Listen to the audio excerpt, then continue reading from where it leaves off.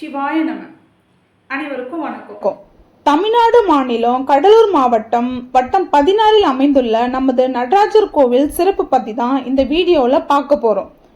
Asia கண்டத்திலே மிகப்பெரிய நடராஜர் சிலை நம்ம நெய்வேலி நடராஜர் சிலை தாங்க.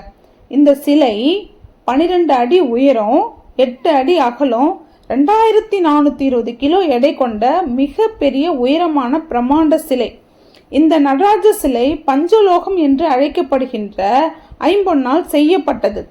இங்கு நடராஜர் பெருமானை அழகிய திருச்சிற்றம்பலம் உடையான் என்று அழைக்கின்றனர். மாணிக்க வாசகர் பாடிய திருவாசகம். அந்த திருவாசகத்தை மாணிக்க வாசகர் சொல்ல சொல்ல சிவபெருமான் எழுதினார் என்பது வரலாறு.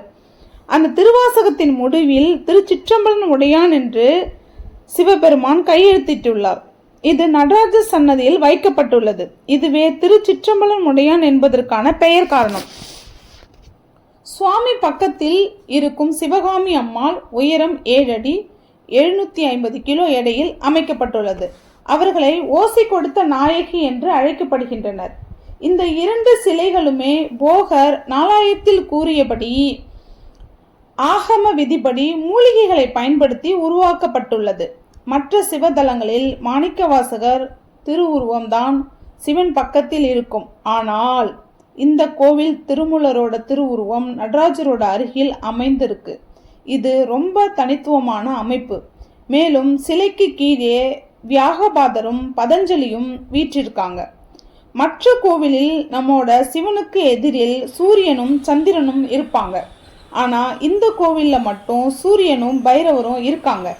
அந்த பைரவரும் 10 கரங்களுடைய தசபுஜ பைரவர் என்று அழைக்கப்படுகின்றனர். திங்கட்கிழமை மாலை 5 மணிக்கு குறைகள் நிறைவேற்றுவதற்கு கூட்டு பிரார்த்தனை நடத்தப்படுகிறது.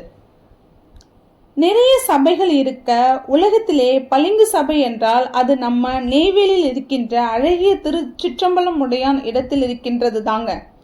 இந்த கோவிலின் சிறப்பு மற்றும் முக்கிய அம்சமாக கருதப்படுறது நடராஜர் கோவிலில் இருக்கின்ற ஆராய்ச்சி மணியும் முறைப்பெட்டியும். நடராஜருக்கு கடிதம் எழுதி வேண்டுதல் வைக்கிறாங்க. அந்த இடம் எங்கு இருக்கு என்றால் நுழைவாயிலின் கிழக்கே அமைந்துள்ளது.